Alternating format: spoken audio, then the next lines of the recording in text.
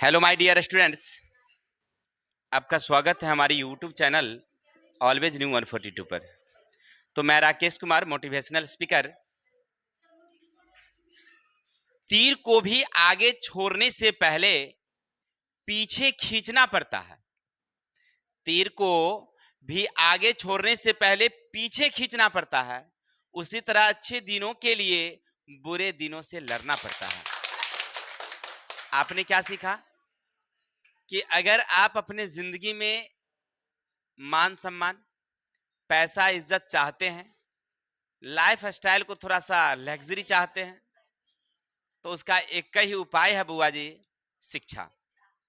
अगर आपके पास शिक्षा है तो आप में जितनी बुराइयां हैं वो खत्म रहेगी। साथ ही साथ आपको इज्जत तो मिलेंगे ही, अब पैसा भी बहुत ज्यादा मिलता है शिक्षा से। ठीक है, बिना मेहनत किए हुए आराम से पैसे आते रहेंगे। तो ज्यादा देरी ना करके हम लोग चलेंगे। आज पढ़ने वाले क्या है मेरे भाई? कभी कभी हम लोग सोचते हैं क्या कि अगर कोई गरीब आदमी है जिसके पास कोई पूंजी नहीं है, तो वह पढ़ करके एक बड़े से बड़े अमीर लोगों की तरह बन सकता है, यानी पढ़ाई की सहायता से अमीर हो सकता है। नहीं, जैसे हम लोग पढ़े हैं, क्लास 10th में एक पढ़े थे करमवीर कथा। ठीक है, जो पीछे संस्कृत में आप लोग पढ़ेंगे, तो वहां पर देखिएगा कि किस तरह से एक गरीब आदमी पूरे भारतवर्ष में नाम कमा लेता है। वो क्या है? शिक्षा है। ठीक है, तो ज्यादा देरी ना करते हुए हम लोग आज पढ़ने वाले हैं मानव नेत्र, वायुमंडलीय बर्तन और वर्ण विक्षेपण। ये है क्या? तो भारतीय भवन फिजिक्स क्लास 10th का चैप्टर नंबर 3 है। इसके लास्ट हम लोग दीर्घोत्तरीय क्वेश्चन पढ़ने वाले हैं। इससे पहले हम लोग लघुत्तरीय, अति लघुत्तरीय सब क्लियर कर लिए थे। अब वीडियो को, मतलब जो चैप्टर है उसका वीडियो भी हम लोग अच्छी तरह से समझ लिए हैं। तो आशा और उम्मीद है अगर आप पूरा वीडियो देखे होंगे तो आपको कहीं से नहीं लगा होगा कि कुछ भी हमारा छूटा है। सब एकदम प्रॉपर ढंग से याद हो गया होगा। इतना मुझे जब विश्वास है तो आपको भी जरूर विश्वास हुआ होगा। तो चलते हैं मेरे शेर। क्वेश्चन नंबर 1 क्या है, थोड़ा सा देखते हैं। एक सुंदर सा क्वेश्चन हमारे सामने उपस्थित हुआ है, इसकी व्याख्या करनी है। निकट दृष्टि दोष से आपका क्या अभिप्राय? इस दोष के निवारण किस प्रकार किया जाता है? देखिए, दीर्घोत्तरीय है, थोड़ा सा लॉन्ग लिखना है, तो हम लिखेंगे कैसे? तो निकट दृष्टि दोष, तो नेत्र के वैसे दोष, क्या लिखेंगे हम लोग? नेत्र के वैसे दोष जिसमें हमें निकट की वस्तु तो साफ साफ दिखाई देती है, लेकिन दूर की वस्तु दिखाई नहीं देती है, उसको कहते हैं निकट दृष्टि दोष। हाँ, एक बात और, कभी कभी आपसे कोई अगर पूछ दे कि सर ऐसा काहे निकट दृष्टि दोष कैसे, तो कहना, देखो मेरे भाई, समझाना उसे इस तरह से कि ये हमारा नेत्र है, ये हमारी लेंस है और ये हमारी रेटिना है। ये लेंस और ये रेटिना। अब हमारी स्पष्ट दर्शन की न्यूनतम दूरी है 25 cm और स्पष्ट दर्शन की दूरतम बिंदु है अनंत। क्लियर? उसको कहना कि ना, देखिए भैया, ऐसा होता है ना कि जब हमारा निकट दृष्टि दोष हो जाता है ना, तो ये अनंत वाली ना खुसक के चली आती है यहाँ इस जगह पर, यानी पीछे चली आती है, निकट चली आती है, इसलिए इसका नाम रखा गया है निकट दृष्टि दोष। पीछे चली आई है इसलिए इसका क्या नाम रखा गया है? निकट दृष्टि दोष। अपने आप को इतना होशियार मत समझिए, पीछे चले जाइएगा बहुत।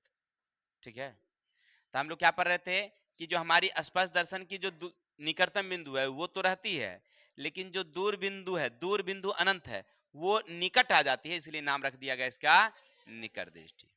किसी भाई को दिक्कत समझने में? तो सबसे पहले तो निकट दृष्टि दोष की परिभाषा लिख देंगे कि निकट दृष्टि दोष किसे कहते हैं। तो नेत्र के वैसे दोष जिसमें निकट की वस्तु तो हमें साफ साफ दिखाई देती है और दूर की वस्तु हमको साफ साफ दिखाई नहीं देती है। हो गया क्लियर? अब इसके कारण क्या है, ये तो हम बता दिए थे, ऐसे ये पूछता नहीं है, लेकिन हम बता दिए आपको कि नाम क्यों इसका रखा गया है। तो देखिए, इसका कारण क्या है भाई मेरे? तो इसके कारण दो होते हैं। नंबर 1 कारण है, याद रखना, अब यहां से देखो तुम्हें समझ में आएगी। इसका कारण है नेत्र गोलक आवश्यकता से अधिक लंबा हो जाता है। नेत्र गोलक ना हमारा आवश्यकता से अधिक क्या हो जाता है? लंबा। जैसे देखिए नेत्र गोलक हमारा इस प्रकार से था, ठीक है, लेकिन ये जो है ना, ये थोड़ा सा क्या हो गया, अपनी आकार में ये बड़ी हो गई। अब समझो कि हमारा रेटिना तो यहां था, नहीं, बस इधर से प्रकाश आ रही थी, रेटिना यहां था, लेकिन अब हमारी लंबा होने के कारण रेटिना क्या हो गया, पीछे चला गया। तो बनना तो उसको इसी जगह पर है, पहले यहां बन रहा था, ठीक ठाक था, लेकिन अब रेटिना क्या हो गया, पीछे खिसक गया है, तो फोटो तो अब पहले बनना है। क्लियर? तो इसका एक कारण ये है, तो क्या लिखेंगे, तो निकट दृष्टि दोष का पहला कारण है नेत्र गोलक आवश्यकता से अधिक लंबा हो जाता है, जिसके कारण हमारी रेटिना पीछे खिसक जाती है। तो लेंस और रेटिना की जो बीच की दूरी है वो बढ़ जाती है, क्योंकि पहले दूरी था इतना, अब दूरी हो गई है इतना, यानी बढ़ गई है। तो अब प्रतिबिंब रेटिना से पहले बनने लगा है। क्लियर? इसका दूसरा कारण है हमारे नेत्र लेंस मोटा हो जाता है, जिससे फोकस दूरी कम हो जाती है। नेत्र लेंस मोटा होने के कारण फोकस दूरी कम हो जाती है। इसका मतलब नहीं समझे? तो मतलब ऐसे समझिए कि मेरे भाई ये हमारा एक लेंस था, सॉरी नेत्र है, और यहाँ हमारा लेंस है, और ये हमारी रेटिना है। इसकी बीच की फोकस दूरी जो थी वो मान लीजिए आप समझिए 10 cm, कोई दिक्कत? लेकिन इस जगह पर अगर हमने रेटिना को थोड़ा सा sorry sorry sorry sorry lens को अगर हमने थोड़ा सा मोटा बना दिया होता, बन गया, तो अब हम दूरी यहां से जो माप रहे थे, अब दूरी हम यहां से मापेंगे, यहां से, तो ये यहीं पर आकर के 10 पुर जाएगा। हमें 10 ही लेना है, दूरी क्या लेना है हमको, 10 ही लेना है। तो अब हम यहां से पहले माप रहे थे, तो यहां जा रहा था, अब कोई आदमी यहां से माप के देखे तो 10 तो उसको यहीं पुर जाएगा, तो रेटिना पर तो पहुंचा नहीं। समझ में आ रही बात है? तो इसके दो कारण ये हैं। क्लियर? निकट दृष्टि दोष के कारण समझ गए, पहला है कि नेत्र गोलक लंबा हो जाता है, और दूसरा कारण नेत्र लेंस मोटा हो जाता है। दोनों परिस्थिति में लेंस से पहले, लेंस सॉरी रेटिना से पहले ही हमारा फोटो बन जाता है। रेटिना से पहले फोटो बन जाता है तो हमें दिखाई नहीं देती है। जैसे देखिए चित्र से आप समझिए, अब चित्र से समझिए,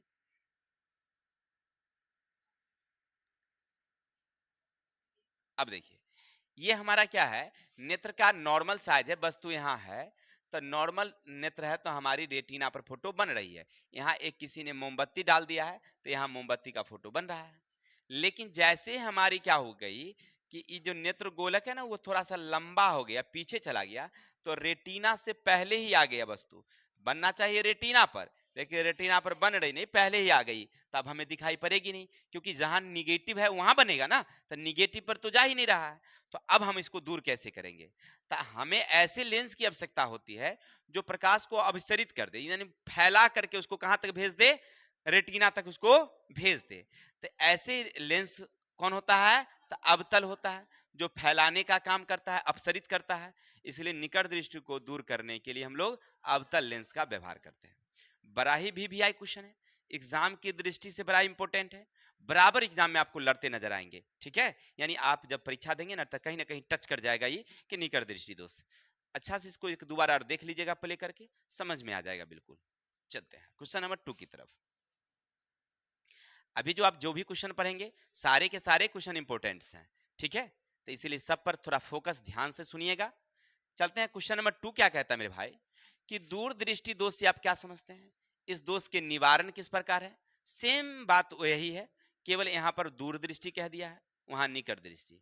तो पहले परिभाषा लिखेंगे कि नेत्र के वैसे दोष जिसमें हमें दूर की वस्तु तो साफ साफ दिखाई देती है, लेकिन निकट की वस्तु हमें साफ साफ दिखाई नहीं देती है, तो नेत्र के ऐसे दोष को कहते हैं हम लोग दूरदृष्टि। फिर आपसे पूछेगा कोई, अगर चलते फिरते राहगीर आपसे ये पूछ दे, ए बुआ जी आप लोग पढ़ते हैं, तो दूरदृष्टि नाम काहे रखा गया, थोड़ा सा हमें समझाओ। तब बोलना कि देखो बुआ जी कि ये हमारा नेत्र है, ये हमारी लेंस है, और ये हमारी रेटिना है। अब यहां से हम यहाँ 25 cm तो देख रहे थे, और यहाँ तो हम अनंत देख रहे थे, बिल्कुल हमारा सही सही था, लेकिन कुछ गड़बड़ी आ गई ना, तो ये 25 cm की वस्तु अब हमें नहीं, अब हमें 50 cm तक, हमें 60 cm तक, या हमें 100 cm तक की वस्तु अब दिखाई नहीं देती है, उसके बाद दिखाई देती है। यानी जो हमारी निकट दृष्टि दोष है वो दूर चली गई है, इसलिए उसका नाम रख दिया गया है दूर दृष्टि दोष। ठीक है ना, निकट की जो फोकस दूरी है यानी 25 cm स्पर्श दर्शन वाला, वो खुसक के दूर चला गया, इसलिए नाम रखा गया उसका दूर दृष्टि दोष। किसी को दिक्कत, कोई डाउट?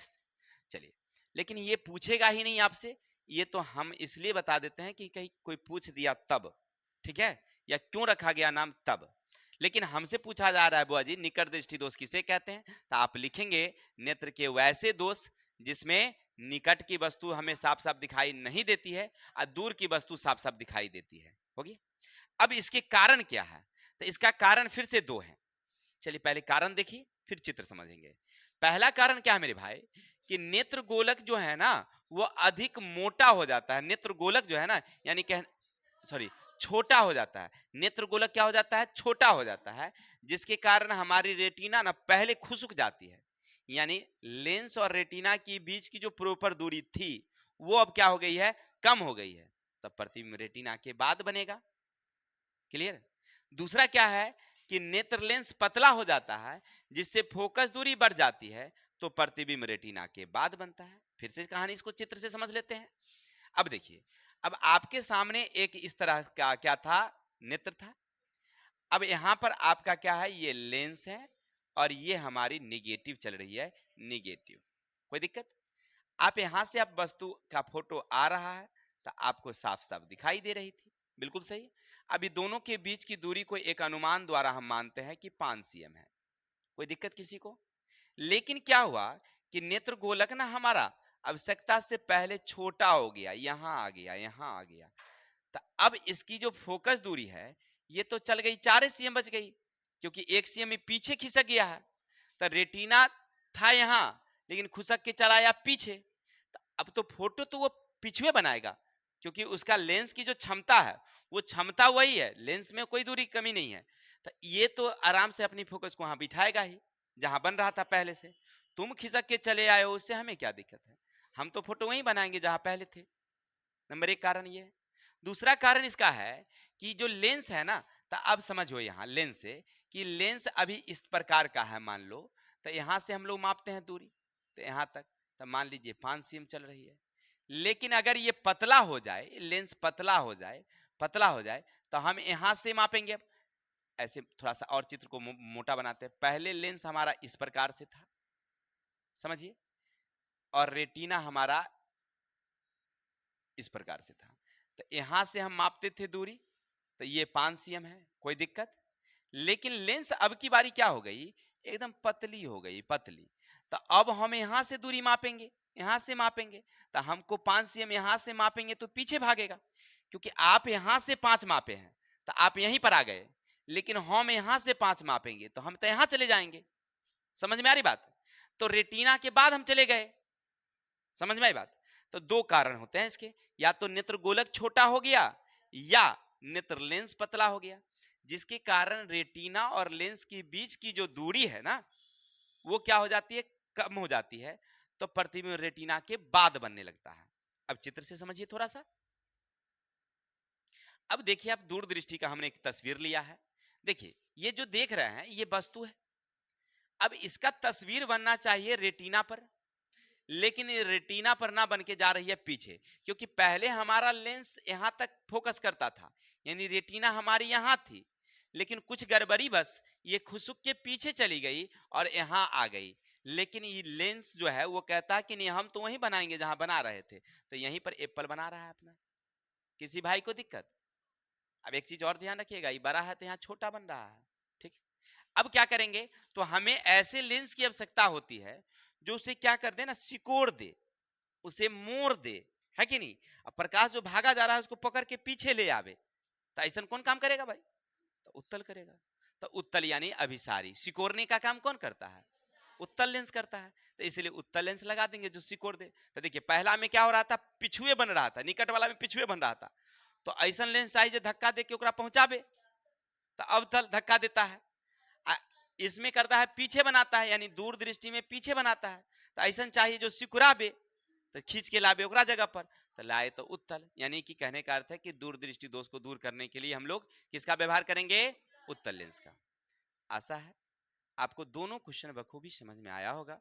चलते हैं ज्यादा देरी ना करके, क्योंकि क्वेश्चन हमें 5 पढ़ने हैं।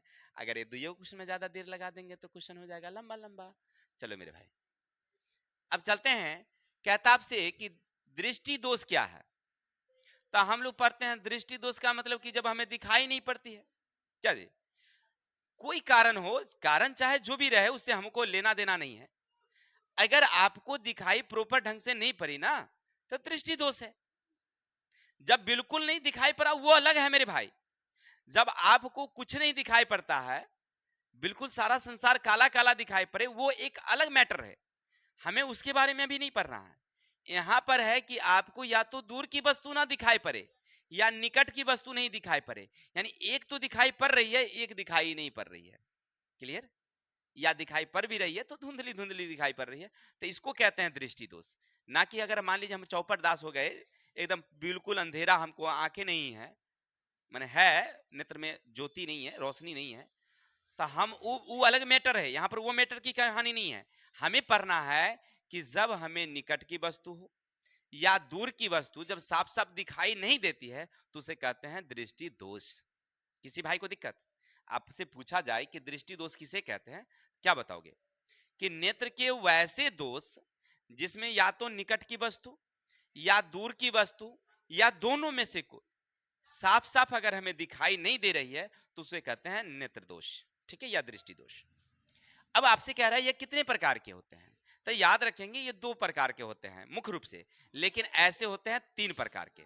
मुख्य रूप से 2 ही है, लेकिन पूछा जाए सीधे कितने प्रकार के, तब लिखेंगे कितने, 3। अब मुख्य कह दिया तब लिखेंगे 2। तो 3 में कौन कौन, तो निकट दृष्टि, दूर दृष्टि, जरा दूरदर्शिता। नहीं, अब सबके दूर करने का तरीका, तो हम लोग पढ़े थे निकट दृष्टि दोष को दूर करना है तो लगाएंगे, अभी अभी तुरंत बताया है अवतल। आ दूर दृष्टि को दूर करना है तो अभी तुरंत बताया है उत्तल। अब बच गया है वो हमरे जरा दूरदर्शिता, तो उसको दूर करने के लिए हम लोग द्विफोक्सी, द्विफोक्सी यानी उत्तल और अवतल का दोनों का मिश्रण रहेगा। मतलब क्या, मतलब क्या, देखिए चश्मा ऐसे रहेगा,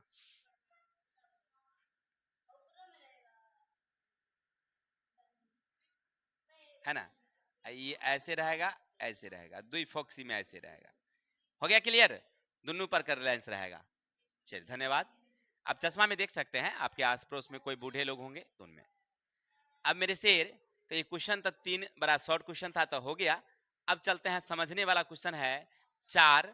बारे वायुमंडलीय अपवर्तन पूछा जा रहा है कि वायुमंडलीय अपवर्तन किसको कहते हैं। तो हम लोग पढ़े थे कि जब आप कभी खाना बनता होगा चूल्हे के पास गए होंगे, या गर्मी के भी दिन चल रही है, क्या आप दरवाजे पर बैठे हुए सामने किसी का घर जो लकड़ी का घर है उसको देख रहे हैं।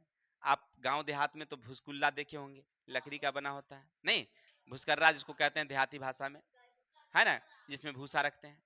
तो हम लोग कभी कभी बैठते थे ना तो लगता था कि वो ना कंपन कर रही है, ऐसे ऐसे कांप रही है, हिल रही है, होता है। आप गौर से देखिएगा ना, कभी कभी आप बैठे रहिए आराम से और दूर के चीजों को देखेंगे ना तो आपको कांपते नजर आएगी। ये कांपने की जो क्रिया है ना, इसको तो उस समय हम नहीं समझ पाए थे, लेकिन आगे की किताब पढ़े तो हमको समझ में आया कि वही चीज है वायुमंडलीय आवर्तन। क्लियर? तो भाई इसको समझेंगे कैसे, समझो ऐसे होता है कि हवाएं जो होती है ना बुआ जी, गतिमान होती है। पहली बात समझना कि हवाएं क्या होती है, गतिमान होती है। ये तो समझ रहे हैं, यानी चलती रहती है और रुकती कभी नहीं है, नंबर 1। नंबर दूसरा, जहां हवाएं गर्म होती है वहां पर उसका घनत्व जो होता है ना वो कम होता है, यानी उसका जो कण है आपस में दूर दूर में रहते हैं, घनत्व कम रहेगी। लेकिन जहां पर ठंडी रहेगी वहां पर घनत्व क्या होगी, उसकी ज्यादा होगी। एक चित्र के माध्यम से हम समझते हैं थोड़ा सा।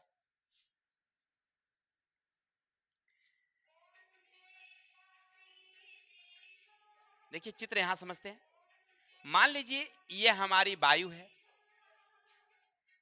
तो ये गर्म वायु है, गर्म है, चलिए बहुत सुंदर। तो इसमें कण जो होंगे ना वो दूर दूर में होंगे। किसी भाई को दिक्कत? मान लो एक और परत हमारे पास ये है, ये ठंडी वायु है, ये क्या हमारी ठंडी है, तो इसमें जो कण होंगे ना माध्यम के कण वो थोड़ा सा नजदीक नजदीक होंगे। हो गया। हो सकता है ऐसा भी अनुमान कर सकते हैं कि ये ज्यादा ठंडी हो, ज्यादा ठंडी हो तो इसका तो घनत्व और ज्यादा होगा ना मेरे भाई। किसी को दिक्कत? एक अनुमान तो हम आपको समझाने का प्रयास कर रहे हैं। अब मान लो कि एक रोशनी उधर से आई यहां से, क्लियर, तो क्या होगी, यहां से ऐसे जाना चाहिए, ऐसे तो ऐसे जाएगी नहीं, ये मुड़ेगी ऐसे, अब यहां से फिर जाना चाहिए इसको ऐसे, तो ऐसे मुड़ेगी नहीं, ऐसे मुड़ेगी। क्या आपको नजर आ रहा है कि नहीं? ये जाना चाहिए ऐसे, लेकिन टेढ़ी हो गई, टेढ़ी हो गई। अगर मान लो कि यहां पर अगर सपोज दैट समझो कि यहां पर अगर गर्म होता, गर्म होता, तब तो ये टर्न हो जाती है, ऐसे नहीं हो जाती। तो इस तरह से कभी सीधा आना, कभी टेढ़ा आना, कभी सीधा आना, यानी ऐसे ऐसे हिलते नजर आना। समझ में ऐसे मानो? तो इसी चीज को क्या कहते हैं हम लोग? वायुमंडलीय बर्तन कहते हैं। क्लियर हो गया? अगर आपसे कोई पूछे कि भाई वायुमंडलीय बर्तन क्या है, क्या बताओगे? लिखना यही, लिखेंगे हवाएं गर्म होती है, वो लगातार चलती रहती है। जहां वायु गर्म होती है वहां उसके घनत्व कम होते हैं, लेकिन जहां ठंडी वायु होती है वहां घनत्व ज्यादा होते हैं। अब हवाएं गर्म होकर के जब फैलती है तो घनत्व कम हो जाती है। अब ऐसी स्थिति में अगर प्रकाश आती है, रोशनी आती है, तो माध्यम बदलने के कारण कभी बाईं कभी दाईं, कभी बाईं कभी दाईं, ये प्रकाश घूमती नजर आती है, जिसके कारण वह हिलती नजर आती है। इसी घटना को कहते हैं वायुमंडलीय अपवर्तन। किसी भाई को दिक्कत? तो हम लोग पढ़ रहे थे वायुमंडलीय अपवर्तन किसे कहते हैं। आप समझ गए होंगे कि वायुमंडलीय अपवर्तन क्या है।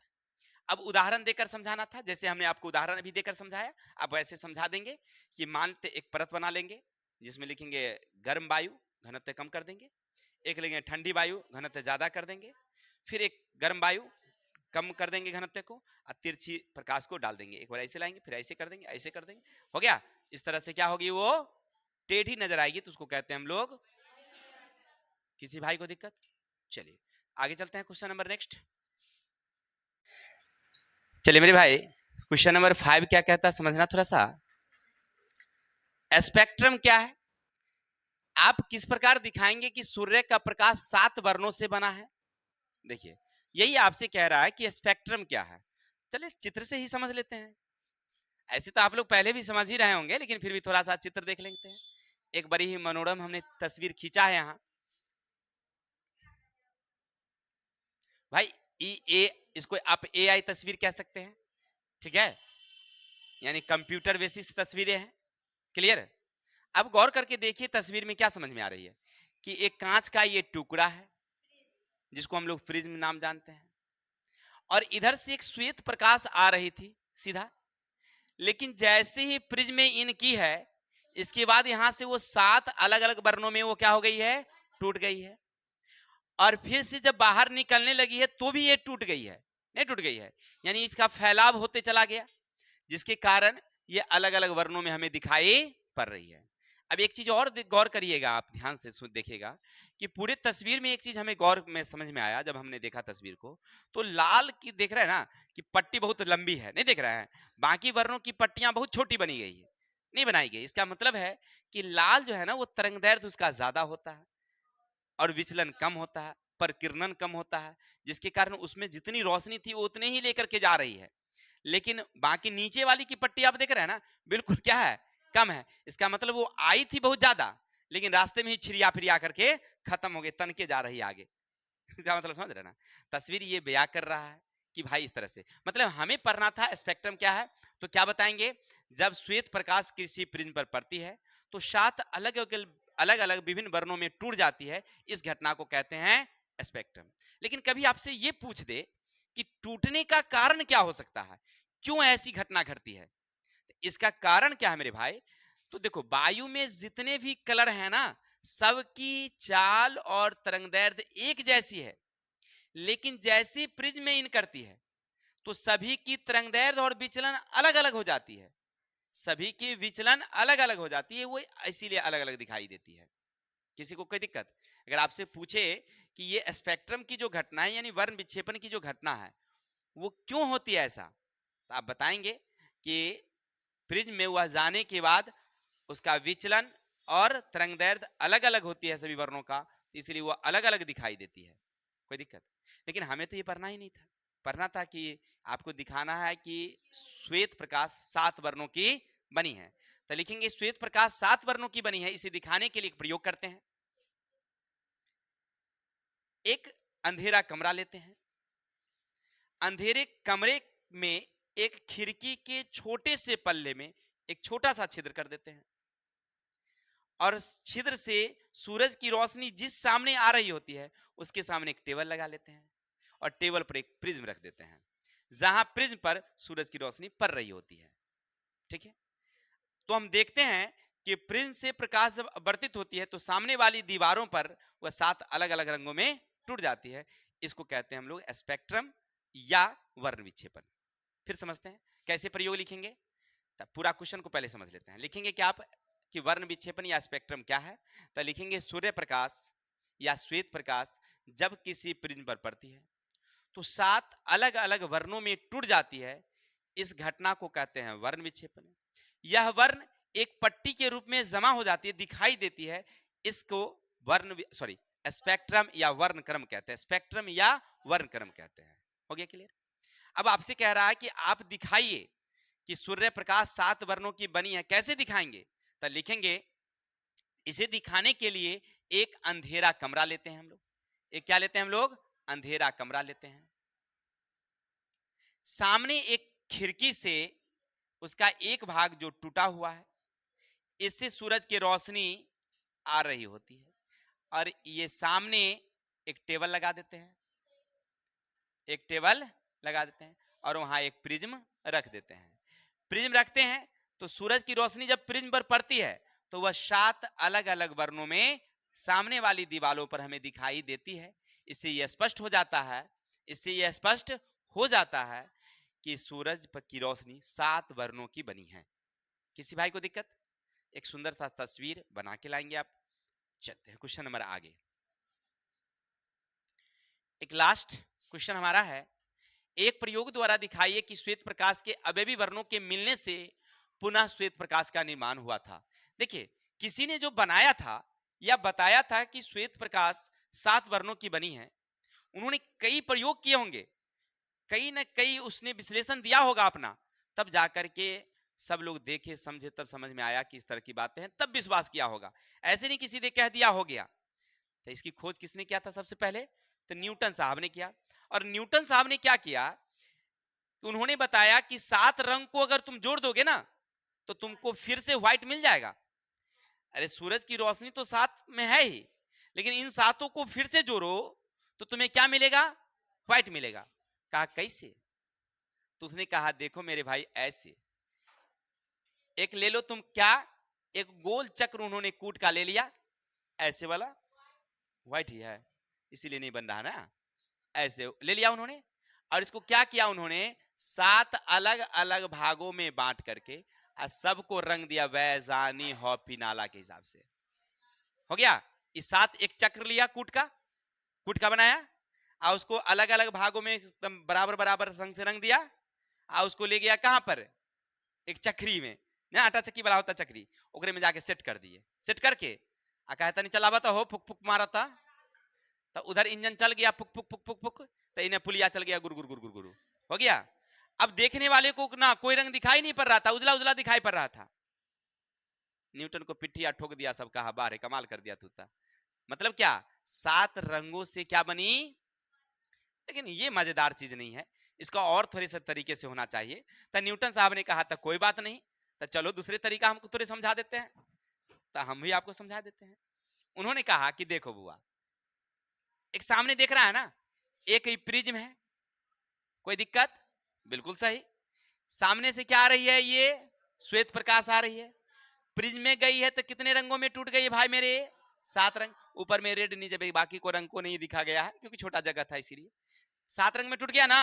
तो सबका हाँ बिल्कुल सही। तो कहा कि देखो उसके सामने को उल्टा प्रिज्म डाल दो, डाल दिया। अभी 7 रंग जा रहा है ना इसमें रे, तो इधर कौन रंग निकल रहा है? अच्छा, इसका मतलब है कि 7 रंग के मिलने से क्या बन गई? किसी भाई को दिक्कत? बस ये चित्र आपको याद रखना है, परीक्षा में पूछेगा तो आप ऐसी तस्वीर बनाएंगे, बिल्कुल हूबहू ऐसी तस्वीर बनाएंगे। चलिए फिर समझते हैं क्वेश्चन हमसे क्या पूछा जा रहा है। भाई थोड़ा सा क्वेश्चन पढ़ लेते हैं, हमको याद नहीं है क्वेश्चन, भुला जाते हैं, माइंड छोटा है, क्या करिए। कह रहा है एक प्रयोग द्वारा दिखाइए श्वेत प्रकाश अवयवी वर्णों के मिलने से पुनः श्वेत प्रकाश का निर्माण होता है। तो लिखेंगे श्वेत प्रकाश 7 वर्णों की बनी होती है।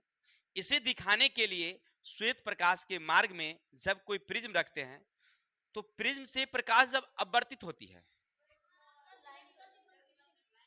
चलिए सॉरी विद्युत कट गई थी इसके लिए। तो हम लोग पढ़ रहे थे कि जब श्वेत प्रकाश किसी प्रिज्म से गुजरती है तो वह 7 विभिन्न रंगों में बढ़ जाती है, लेकिन उसी प्रिज्म के सामने जब उसी 7 रंगों के सामने जब उल्टी प्रिज्म रख देते हैं तो इन 7 वर्ण जब उस उल्टे प्रिज्म पर पड़ती है तो वह श्वेत प्रकाश के रूप में बाहर निकलती है।